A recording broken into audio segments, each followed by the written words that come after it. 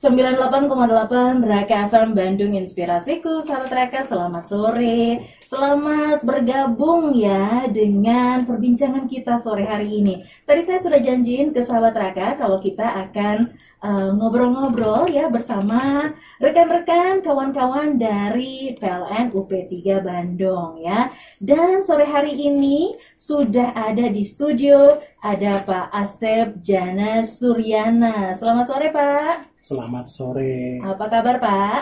Alhamdulillah baik. Baik ya. Baik, mungkin nanti agak dekat ke mikrofonnya Pak. Baik. Nah, selamat sore juga untuk Kang Hamdan Solihin. Selamat sore Kang. Selamat sore. Assalamualaikum warahmatullahi wabarakatuh. Kabar baik juga ya? Alhamdulillah. Alhamdulillah. Baik, dan kedua akan kita ya, sahabat Raka dari PLN UP3 Bandung akan berbagi sore hari ini dengan kita semua tentang bahaya listrik dan tips aman pada saat mudik. Ini bisa dibilang ngabuburit sambil nambah info gitu ya Pak ya, sambil kita berbagi untuk sahabat Raka, apalagi yang punya rencana mudik atau bahkan sudah mudik nih ya. Nah sahabat Raka, kalau kita bilang listrik, wah siapa sih yang bisa hidup nggak pakai listrik sekarang? Mau pakai HP juga kita butuh listrik ya untuk ngecas. Tapi kalau tidak diperlakukan dengan tepat, bisa jadi bahaya loh buat kita sahabat Raka. Nah, itulah saat ini kita ngobrolin ya, bahayanya dan bagaimana supaya kita tetap aman saat menggunakan listrik. Silakan sahabat Raka yang mau bertanya, mau menyampaikan pengalaman Anda juga mungkin boleh lewat SMS atau WhatsApp ya di 0811 149 7787. Baik, kita ke Pak Asep dulu ya sebagai manajer ULP Cijaura ini. Pak, kadang-kadang kita tuh kurang tahu ya, kurang informasi tentang apa sih penggunaan listrik yang bisa mengganggu jaringan listrik atau mengganggu bahkan kepentingan umum gitu ya. Karena tetangga saya juga gitu kok gitu ya. Orang lain juga gitu, saya juga ikutan nggak tahu kalau itu ternyata berbahaya. Bisa kasih apa aja sih Pak kegiatan-kegiatan yang kira-kira mengganggu itu? Baik, terima kasih Mbak Jen. Perkenalkan nama saya tadi Asep. Mungkin saya sampaikan beberapa informasi atau tips bagaimana caranya menggunakan listrik yang baik. Ya, listrik itu penting buat kita. Namun ketika kita menggunakannya tidak tepat, maka listrik itu akan menjadi bumerang buat kita. Betul. Malah bisa menjadi pemicu meninggalnya manusia.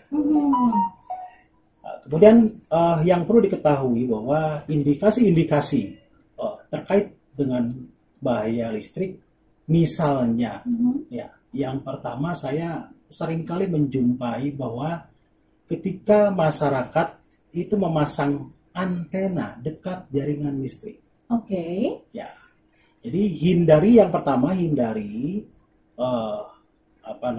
memasang antena TV kebanyakan ya di dekat jaringan listrik.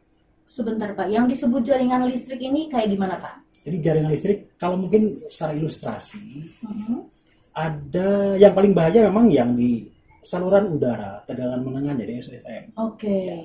Jadi kalau mungkin ilustrasi ada kabel 3 di atas melintang.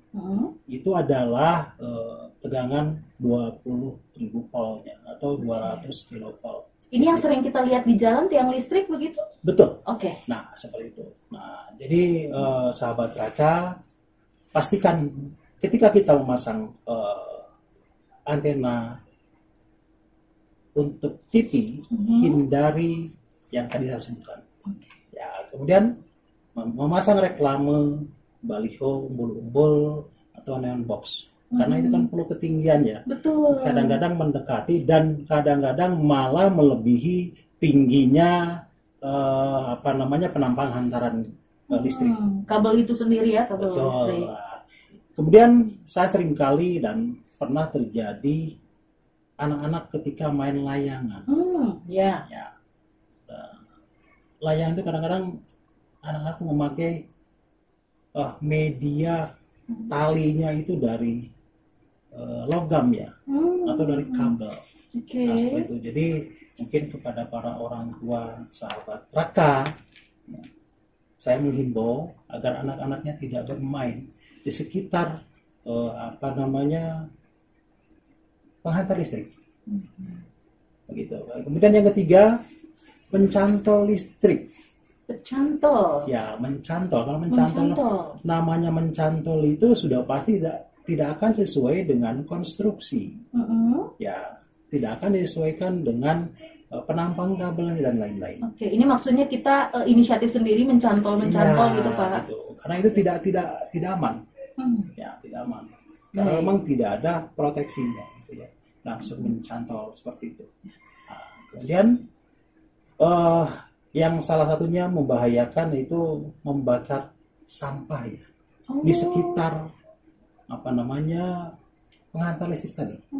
Ya, jadi kalau misalnya membakar sampah, ya silakan jauhkan dari antara listrik.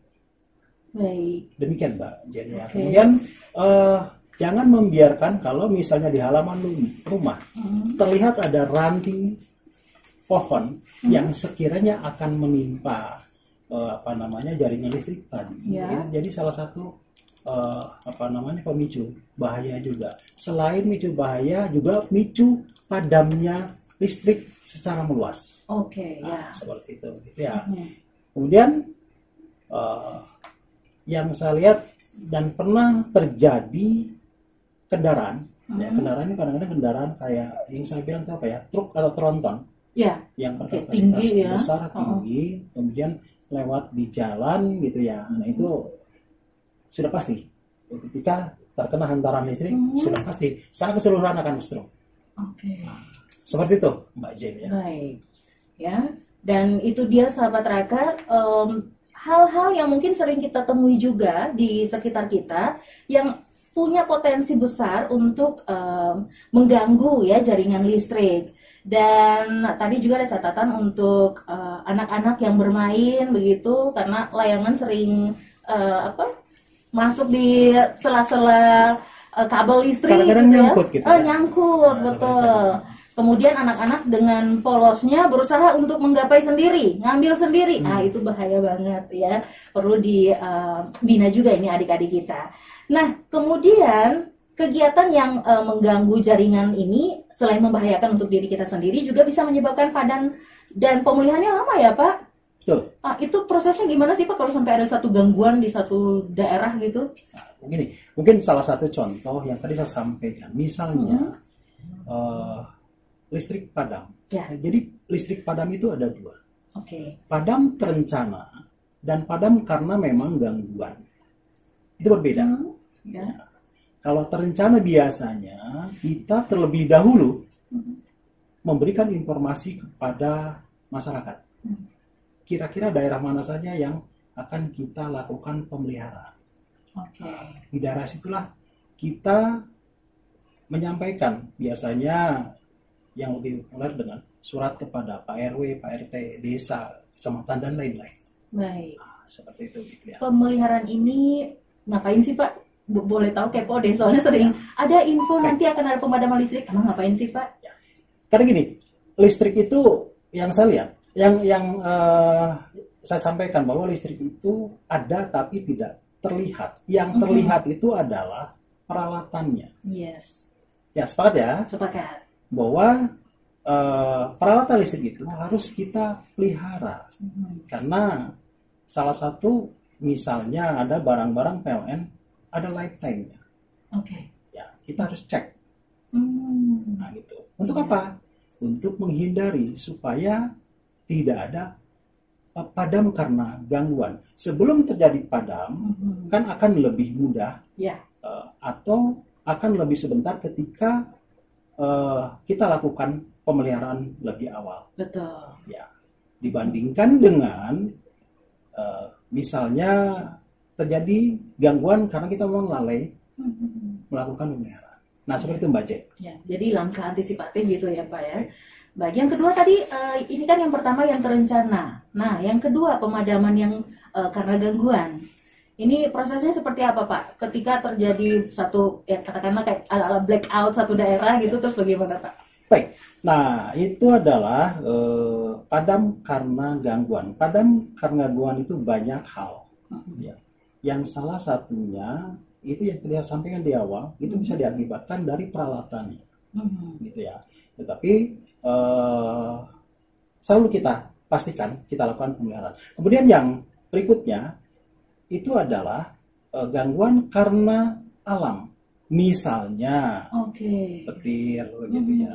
Nah, kemudian karena penghantar listrik itu tidak boleh, harus bebas. Ya, kalau jalan tol itu harus bebas hambatan. Tidak boleh ada misalnya ranting yang nempel atau pohon yang yang menimpa terhadap penghantarnya tersebut. Nah, seperti itu. Nah, yang jadi sulit ketika misalnya ada ranting jatuh, terjadi trip, istilah di kita, padam. Padam. Ya, padam meluas.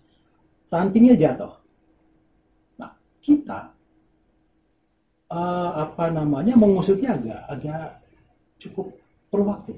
Nah, sehingga itu yang membuat lama sebetulnya. Itu langsung ditelepon tuh Pak. Ya, nah seperti itu. Nah itu yang karena apa? Bekas-bekasnya tidak ada ketika jatuh. Itu ya. Jatuh di penghantar, jatuh ke bawah ke tanah. Nah itu tadi yang sulit. Demikian Mbak Jen. Ya. Baik. Tahan dulu Pak ya, ini masih panjang, semakin menarik sahabat Raka, tapi nanti kita akan kembali setelah break berikut ya. Sahabat Raka yang mau bertanya boleh langsung saja lewat SMS atau WhatsApp di 0811 149 7787. Saya Jen Marlon beserta Pak Asep, ada Kang Hamdan juga ya dari PLN UP3 Bandung akan kembali untuk Anda. Tetap bersama kami.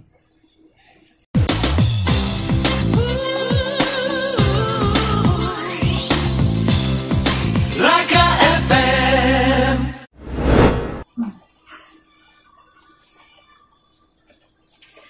Baik sahabat Raka, Taylor Swift dengan Shake It Off menemani perbincangan kita sore hari ini ya, bersama ada Pak Asep Jana Suryana ya, manajer WLP Cijaura, kemudian ada Kang Hamdan Solihin, pejabat K3L WLP Cijaura. Dan terima kasih untuk beberapa kawan yang sudah langsung mengirimkan pertanyaan ya lewat SMS atau WhatsApp di 0811 149 7787. Silahkan kalau masih ada yang ingin bertanya, kami masih membuka kesempatan Anda untuk bertanya. Baik sahabat Raka, tadi kita membahas bahaya ya listrik begitu, dan apa sih yang menyebabkan aktivitas masyarakat seperti apa yang perlu diwaspadai untuk meminimalisir atau menghindari ya bahaya listrik ini. Dan saya mau ke Kang Hamdan dulu sekarang ya. Kira-kira bagaimana supaya masyarakat bisa terhindar dari bahaya tadi? Ya, mungkin ada jarak amannya atau bagaimana? Silakan, Kang. Baik, terima kasih. Selamat sore, sahabat Raka semua. Ini untuk potensi bahaya. Sebelum kita masuk ke potensi bahaya, sebenarnya apa sih yang menyebabkannya? Berarti ada unsafe-nya. Nah, unsafe-nya ada dua. Yaitu yang paling utama adalah unsafe action kita. Terus yang kedua unsafe condition. Nah, ini lebih tepatnya sepertinya unsafe condition ya. Nah, unsafe condition ini memang menjadi salah satu penyebab terjadinya padam. Nah, lebih tepatnya ke padam saja yang kita bahas ya.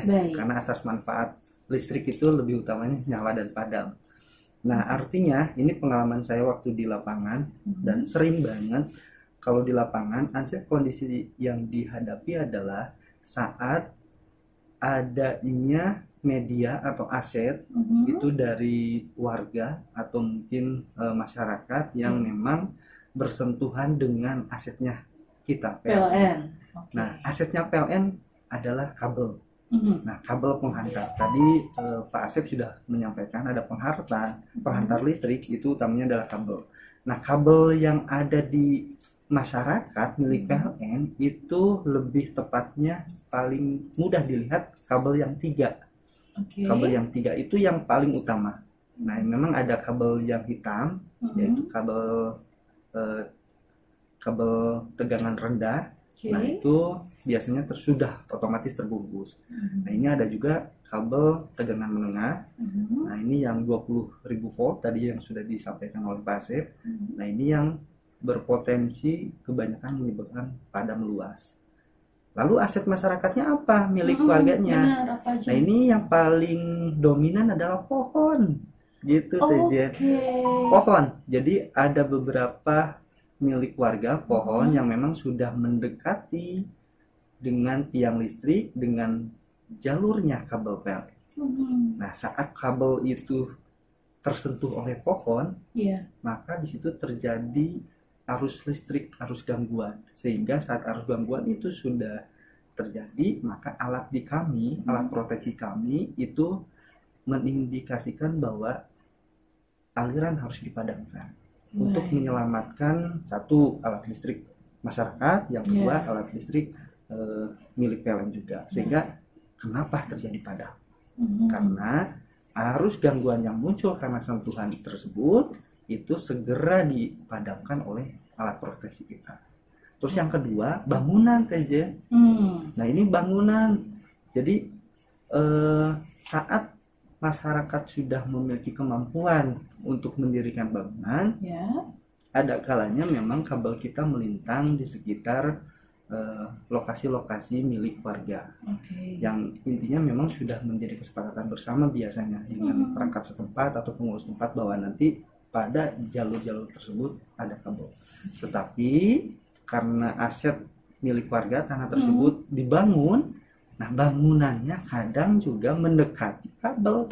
Oke. Gitu. Jadi kalau memang sudah berdiri, itu biasanya dari PLN akan segera mengantisipasi. Ada tim pemeliharaan kita yang akan mengantisipasi kabel-kabel yang memang sudah berdekatan dengan bangunan. Namun yang tidak dapat kita antisipasi adalah saat ada tukang bangunan malah. Nah, tukang bangunan mungkin di sini ada sahabat Raka yang berprofesi sebagai tukang bangunan. Ini bisa aware, bisa diantisipasi. Kalau saat nanti membangun sebuah bangunan, ada rangka beton, besi dan lain sebagainya, atau atap bajanya, baja ringan, hati-hati jangan sampai melewati dari tingginya kabel listrik tersebut, atau mungkin menyentuh saat kita menaikkan material bangunan tersebut ke atas, karena sudah mepet-mepet tuh ke kabel listrik, Betul. akhirnya tersentuh. Nah, itu tolong sangat dihindari, karena potensi satu kecelakaan kerjanya, Ya. yang kedua korbannya. Nah, korbannya itu karena arus dengan yang cukup besar ya, tegangannya 20.000 volt ini, tegangan itu cukup membuat korban jiwa. Oke. Bisa cacat juga bagi tukang bangunan. Makanya segera diantisipasi. Caranya seperti apa? Ya. Caranya adalah laporkan ke PLN. Oke. Jadi satu, kalau masalah pohon boleh lapor ke PLN Mobile. Kita punya aplikasi ya Pak Asep ya. Betul, betul. PLN sekarang sudah digital, sudah cukup banyak media untuk memberikan pengaduan. Salah satunya adalah PLN Mobile. Sampaikan saja di situ. Kami warga dari mana? Ini ada pohon yang sudah mendekati, mohon bantuan. Oke. Atau yang tadi bangunan. Kami sebagai pemilik bangunan ada lokasi yang akan direnovasi atau mungkin dinaikkan menjadi beberapa lantai. Memohon agar PLN dapat meninjau lokasi kami sebagai pemilik, apakah dapat diantisipasi tidak untuk jalur kabel. Itu nanti ada tim survei kami, ada tim survei yang ikut membantu, nanti akan memberikan arahan bagi si tukang bangunan maupun pemilik bangunan tersebut harus seperti apa nanti antisipasinya. Banyak hal-hal yang dapat dilakukan oleh PLN dalam hasil survei tersebut, nanti dimediasikan dengan pemilik lahan atau pemilik bangunan tersebut. Oke. Gitu. Baik. Nah, ini jarak amannya, Tejen, saya mau menyebutkan. Standarnya jaraknya bagaimana nih Kang? Jadi kalau pohon ini jaraknya di PLN ada namanya kegiatan GROWS, gerakan ROW serentak. Oh, Nah, gerakan ini RW serentak. Mungkin sahabat Raka pernah melihat ada beberapa mobil PLN itu membawa alat-alat yang memang sudah sesuai SOP-nya untuk melaksanakan pemangkasan. Nah, ini memangkasnya dengan jarak 2,5 sampai 3 meter saat ini dari pohon terhadap kabel atau ujung pohon ya. ujung pohon. Dari ujung pohon, maaf, ini lebih tepatnya betul Pak Asep, dari ujung pohon. Dari ujung pohon itu nanti saat petugas memangkas tidak langsung begitu saja sembarangan, tetap dikomunikasikan, tetap disampaikan dengan baik, dengan santun kepada pemilik atau mungkin pengurus tempat jika memang lahannya lahan umum, agar estetikanya terjaga. Tapi yang kedua juga potensi bahaya dapat terus dihindari. Betul. Nah, kalau bangunan gimana? Sama saja sebenarnya. Bangunan juga sama dengan jarak seperti itu 2 meter atau 2,5 meter. Nanti kalau memang sudah mepet, ya itu tadi konsultasikan dengan tim kami. Ada di pengaduan, nanti kami bisa survei ke lokasi. Kalau untuk bangunan harus seperti apa nanti antisipasinya. Baik. Mungkin ada yang ditambahkan Pak Asep? Mungkin yang sering terjadi, ini saya hanya mengingatkan saja, karena case-case ini sering banget terjadi gitu ya. Kepada sahabat Raka yang profesinya mengerjakan bangunan, betul Pak Asep. pastikan tidak menganggap sepele. Ya, kadang-kadang menganggap sepele, gitu ya. Jadi di luar kesadaran ada kabel, apalagi melihat kabel terbungkus, perlu diketahui bahwa kabel yang 3 terbungkus itu masih tetap nyetrum. Ya, kalau kesentuh masih tetap nyetrum. Apalagi yang tidak ada apa namanya isolasinya gitu ya. Soalnya suka ngelihat burung nggak kenapa-napa Pak kalau karena kenapa? Injeknya cuma 1. Gitu. Tapi kalau apa namanya ini pelatuk paruhnya sama ekornya nyambung antara satu kabel dengan kabel yang lain, insya Allah padam juga. Ngerti. Oh ya, ini betul Pak Asep, boleh menambahkan sahabat Raka ini untuk teman-teman semua sahabat Raka di sini, jangan menganggap enteng pembungkus dari kabel PLN. Ada kalanya saya pernah survei ke lapangan nih, ada tukang bangunan yang memegang. Kami sudah lakukan himbauan, ternyata langsung dipraktekkan sama yang bersangkutan. Pak, ini saya pegang nggak nyetrum, nggak apa-apa. Pada saat itu kena langsung. Belum, memang tidak tersengat. Pada saat itu memang si pembungkusnya masih bagus. Tapi kalau pas pembungkusnya itu sudah dalam kondisi basah, sudah, karena kan kita cuaca hujan nih, apalagi pagi.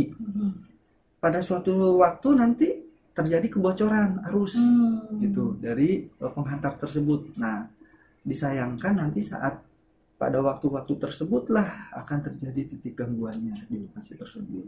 Jadi pada waktu si tukang bangunan menyentuh 1 kali 2 kali, ada kalanya memang tidak tersengat ya Pak. Betul.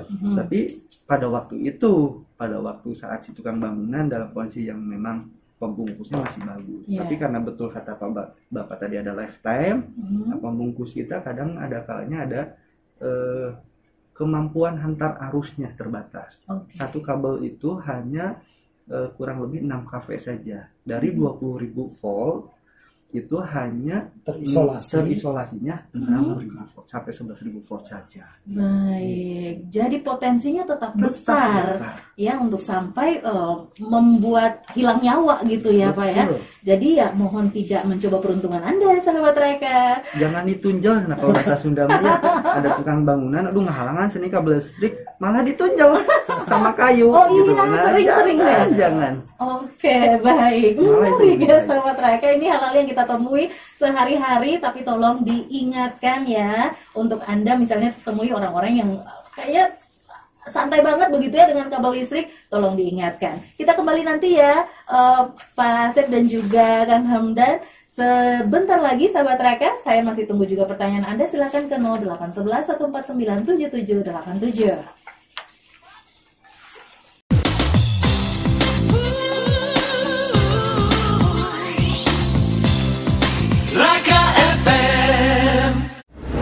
Anda tetap aman pada saat Anda tinggal mudik nih sahabat Raka. Kita langsung ke penanya sore hari ini ya, ada Amin di ujung Berung.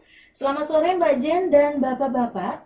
Ini rumah saya nanti akan saya tinggal mudik Pak. Peralatan apa saja yang aman yang kita tinggal ya dalam kondisi menyala. Mungkin bisa langsung dijelaskan juga dengan apa yang harus dilakukan sih Pak. Memang seseorang ketika tinggal rumahnya kalau mudik itu bagaimana Pak, silahkan. Baik, selamat sore Bapak Anin. Mungkin tips dari saya ketika kita akan meninggalkan rumah, entah itu mudik, apalagi mudik kelihatannya dengan waktu lebih lama, keluar rumah pun menurut saya pelaratan listrik kita di rumah harus pastikan kita diamankan gitu ya. Salah satunya adalah yang pertama, semua peralatan listrik di rumah kita, apalagi yang bilang tadi di awal akan ditinggalkan dengan waktu lama, semua cabut. Kalau kata orang Sunda itu ada colokannya ya. Colokannya dicabut semua. Tidak terkecuali Pak? Tidak Semuanya? terkecuali. Ya. Nah, kemudian yang sering terjadi menjadi pemicu ya maaf dari kebakaran itu adalah dispenser. Dispenser itu biasanya orang tidak memperhatikan atau masyarakat tidak memperhatikan isi airnya itu. Saya jadi keinget dispenser saya. Iya, terus Pak? Jadi karena itu kan ada panas dan dingin. Betul. Ketika dia switchnya dipanas kemudian airnya kosong, maka itu akan jadi pemicu. Bagaimana cara memicunya? Meleleh dia. Ya, jadi perlu diingat karena itu sepele, kadang-kadang lupa. Betul. Nah seperti itu. Ya mungkin untuk pemakaian lampu sekarang ada lampu yang lebih modern, lampu yang pakai switch. Ya itu pakai timer atau pakai photocell ya. Nah, ketika ditinggal misalnya apalagi di luar ruangan itu ada sensornya. Ketika padam dia listriknya nyala. Ketika terang dia akan mati sendiri. Nah mungkin itu Pak Anin, sahabat Raka, tips dari saya ya, mudah-mudahan dengan pulangnya Pak Anin ke kampung halaman ya selamat rumahnya, selamat sampai di tujuan. Demikian. Ya, Kang Hamda mungkin mau menambahkan? Baik, menarik ini kalau kita sudah ngomongin mudik ya. Artinya kita mudiknya pengen, tapi kita meninggalkan sesuatu di rumah gitu. Betul. Nah ini pastikan kalau memang kata Bapak itu colokannya harus tetap nyolok. Ini yang nggak bisa dicabut nih apa coba? Kulkas. Betul. Ibu-ibu nih suka sewot. Sok asem nantinya ya ada beberapa makanan masih yang ada, minuman yang masih ada mau dimanfaatkan nanti udah nggak apa-apa, nggak jadi masalah, tapi pastikan kualitas yang kita miliki dari mulai stop kontaknya yaitu media untuk coloknya ya gitu ya, orang bilang coloknya. Nah, ini stop kontaknya memang dalam satu kualitasnya masih bagus. Pastikan dulu karena kita akan meninggalkan rumah nih, stop kontak harus dalam keadaan bagus. Kalau memang sudah ada yang pecah karena sering ya cabut, colok. Nah, ganti aja, murah kok sekarang. Di PLN Mobile juga ada aftermarketnya ya. PLN Mobile, waduh keren. Ada semua ya. Jadi kita mau meninggalkan mudik nih, buka dulu dong PLN Mobile. Ada apa di situ? Ada marketplace-nya loh. Nah, colokan saya atau stop kontaknya nih udah jelek nih. Buka-buka dong di situ. Nanti ada beberapa commerce kita ya di situ. Silakan manfaatkan. Jadi gitu. Pastikan stop kontaknya. Kalau memang ada alat listrik yang harus tetap menyala, seperti kulkas contohnya yang paling mudah, yang paling banyak dimiliki, pastikan memang dalam keadaan yang masih bagus. Kalau AC matulah matikan saja ya. Nah AC itu memang ada stop kontak yang di atas ya. Nah hati-hati, remote-nya kita sudah off kan, tetapi stop kontak yang di atas terminalnya itu cabut saja. Betul kata Pak Asep tadi ya. Jadi jangan dari digital remote-nya saja, stop kontaknya sebagai media penyalur tenaga listriknya cabut saja. Betul itu. Kalau sekringnya butuh nggak kita mati? Kalau sikring memang ada media sikring ya di rumah itu setelah dari kWh meter ya Pak Asep. Memang silakan Pak Asep. Jadi mungkin gini, fungsi sikring itu adalah sebagai pengaman. Ketika ada short tegangan atau ada arus yang tidak terkendali, maka sikring itu kan berfungsi sebagai pengaman. Jadi sebagai pemutus arusnya. Nah, seperti itu. Jadi sikring itu perlu digunakan di rumah. Oke. Demikian. Tidak perlu kita matikan Tidak manual perlu. ya, nggak Malah- usah ya. Malah sekring itu seharusnya terpasang atau dalam kondisi on. Oke. Baik. Ya, kita lanjutkan lagi dengan pertanyaan berikutnya nih, Pak. Ini kalau ditinggal mudik, tapi kebetulan mudik kali ini bertepatan dengan musim hujan. Betul. Nah, kira-kira apa yang harus kita perhatikan dalam kaitannya antara musim hujan dengan bahaya listrik ini, Pak? Baik, sebenarnya sama saja, gitu ya. Musim hujan sama tidak musim hujan ketika kita akan meninggalkan rumah. Ya pastikan saya bilang tadi, mungkin kecuali apa tadi kalau ada makanan dalam kulkas, pastikan dulu colokannya itu bagus Ya. dalam kondisi benar, gitu ya. Nah, mungkin tambahan sedikit, kalau musim hujan itu apa namanya kabel antena listrik yang di belakang itu dicopot saja. Karena kenapa? Ya bisa jadi apa namanya ada petir, ya ada petir nyamber antenanya, nanti masuk ke TV-nya. Oke. Ya, jadi merusak TV-nya. Ya mungkin itu saja. Pada dasarnya saya pastikan hujan dan tidak hujan, pastikan peralatan listrik kita di rumah dalam kondisi aman. Kecuali mungkin pertanyaan kalau misalnya terjadi banjir gitu kali ya, Pak? Nah, kalau banjir berbeda, ya banjir sama hujan kan berbeda. Iya, ya. betul. Kalau hujan ya nggak apa-apa, masih aman nih. Nah, kalau banjir itu harus dipadamkan semuanya. Jadi lebih gampang itu ada namanya MCB. Apa tuh, MCB. Posisinya di mana, Pak? Itu ada di KWH. Oke. Tuh, tinggal jetrekin aja, caklek, di off kan, sudah. Saya pastikan antaran listrik ke dalam rumah itu padam. Ini beda dengan sikring tadi, Pak? Beda. Oh, beda Beda. juga. Kalau posisi MCB itu ada di kalorimeter milik PLN, biasanya kalau memang disimpannya di luar rumah maksudnya, Ya. di dinding, itu ada switch yang tombolnya warna biru. Oke. Nah, biasanya kalau dari PLN standarnya gitu ya, biru dengan berbagai merek, tapi warnanya biasanya biru. Nah, switchnya itu matikan saja karena itu adalah pembatas utama, pembatas untuk menyalurkan listrik utama dari PLN. Nah, itu pembatas utama. Matikan saja itu kalau memang kondisi banjir. Nah, Baik. nanti kalau selain itu gimana tuh kalau kita belum sempat mematikan gitu ya? Nah, yang harus diingat adalah saat kita punya posisi colokan atau stop kontak tadi, pertama kita ngebangun, pastikan jangan sampai di bawah standar. Maksudnya?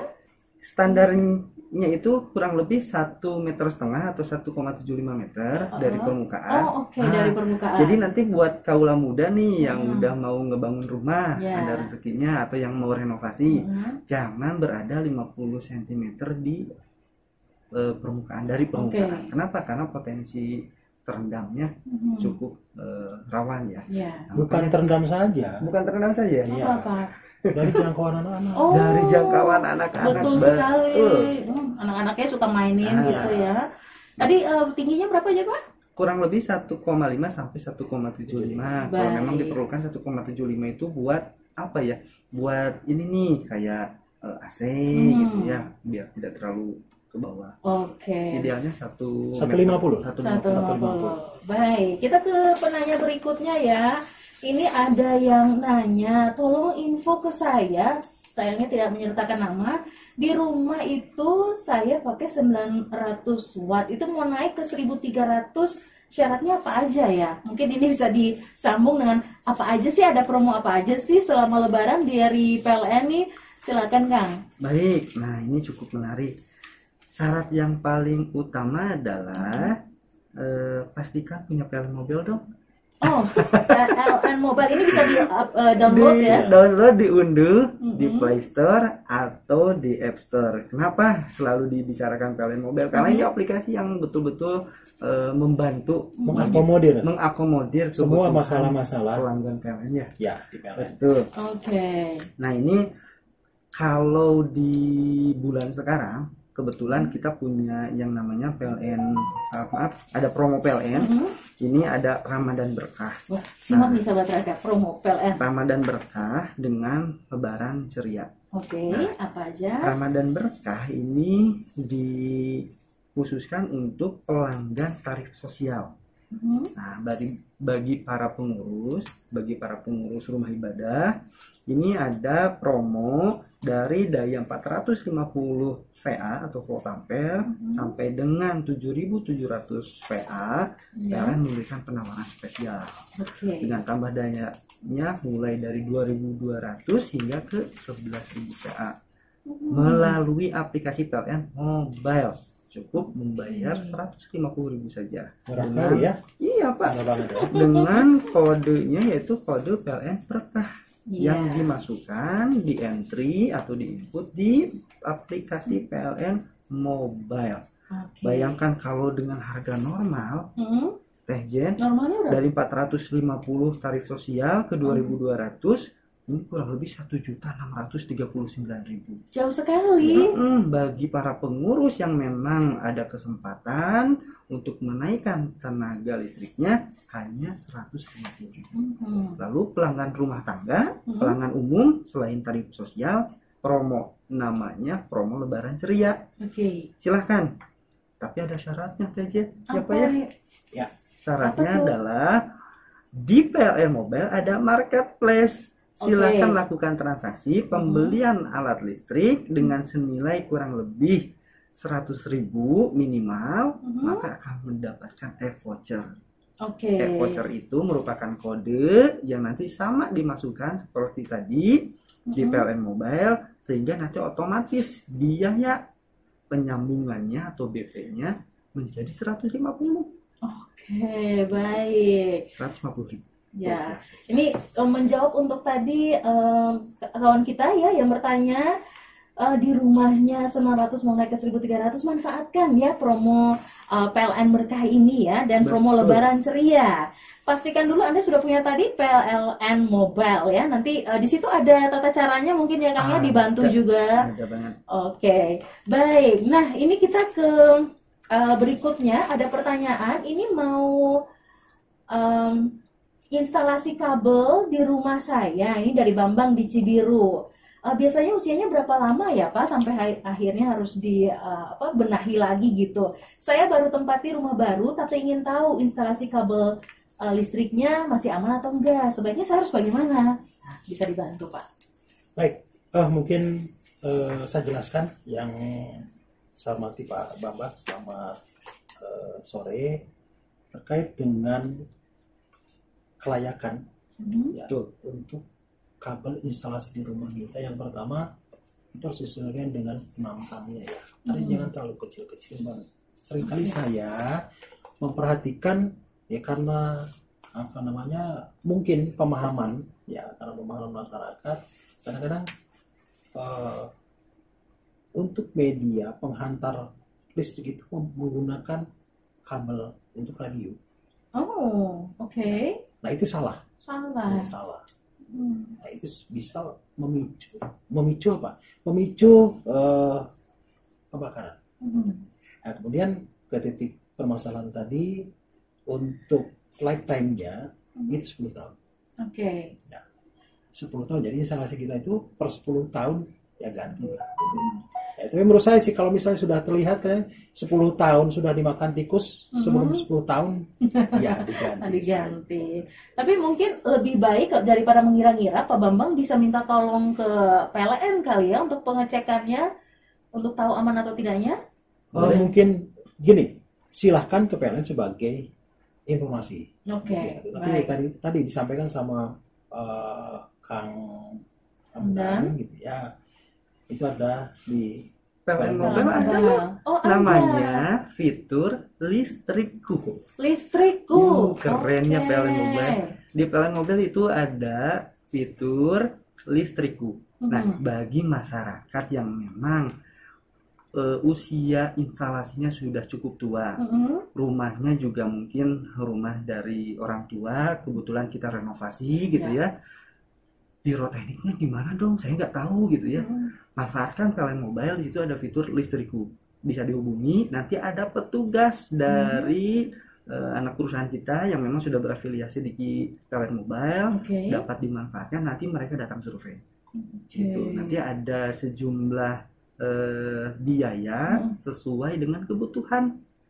Maksud kebutuhan itu adalah ada kalanya nanti instalasi yang disesuaikan saat renovasi kan berbeda-beda ya setiap rumah. Apa yang harus diganti gitu ya? Betul Pak. Nah, selain itu, selain kita meminta bantuan ke biro teknik, ada garansi biasanya dari biro teknik yang memang sudah bekerja sama dengan PLN, karena mereka akan mengeluarkan namanya SLO sertifikat layak operasi. Itulah untungnya sahabat Raka kalau Anda memanfaatkan PLN Mobile ya. Kalau resmi itu ada garansinya. Oke, baik, kita ke satu info lagi nih mungkin karena ini waktunya sudah mepet ya, tinggal 2 menit lagi. Mungkin bisa sampaikan kepada masyarakat Pak Asep dan juga Kang Hamdan, kira-kira apa yang harus diperhatikan nih sama pendengar Raka FM terkait bahaya kelistrikan? Silahkan. Baik, terima kasih sahabat Raka yang berbahagia. Mungkin di akhir acara saya sampaikan, yang pertama pastikan ketika meninggalkan rumah, baik itu mudik atau misalnya meninggalkan rumah dalam waktu yang lama, pastikan amankan dulu semua peralatan yang tadi di awal saya sampaikan. Kemudian tidak lupa pula sebelum mudik, listrik pasca bayarnya dibayar dulu. Tanggal berapa sekarang Pak Asep? Sekarang sudah 28.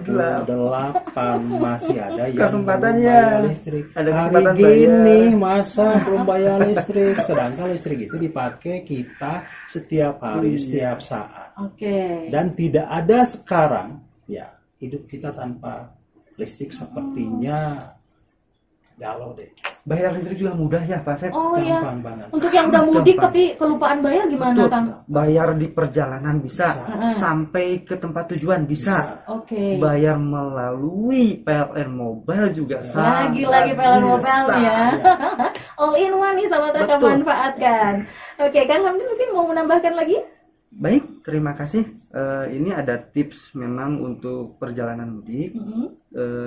Yang paling utama adalah pastikan apa yang kita tinggalkan saat listriknya menyala cukup di ruangan yang utama saja, yaitu pertama listrik untuk mungkin lampu luar. Nah, selebihnya mohon padamkan saja. Kenapa? Karena saat nanti terjadi gangguan bukan hanya satu rumah saja. Nah, ada kalanya nanti kalau imbasnya cukup besar, mohon maaf terjadi kebakaran, maka ada beberapa lokasi yang akan terimpact atau terdampak. Nah, apalagi jika rumah tersebut berdekatan dengan jaringan utama PLN, yaitu SUTN, saluran tegangan utama PLN, yang 20.000 volt tadi. Bisa-bisa padamnya bukan hanya satu rumah, satu lokasi kampung mungkin juga satu perumahan akan ikut padam. Jadi silakan berhati-hati meninggalkan rumah.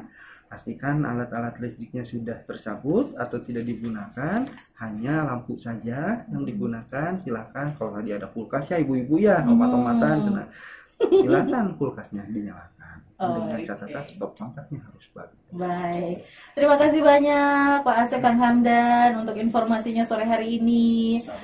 Kita harus berpisah gitu ya, tapi semoga nanti lain kali bisa bahas lebih lagi ya. Ditunggu. Oke sahabat Raka, terima kasih juga untuk pertanyaan Anda. Mohon maaf tidak semua bisa saya bahas ya, tapi nantikan lagi ya bersama kawan-kawan PLN bahasan-bahasan tentang topik-topik lainnya. Kita lanjutkan lagi Fun and Fresh, Fun Info and Fresh Music.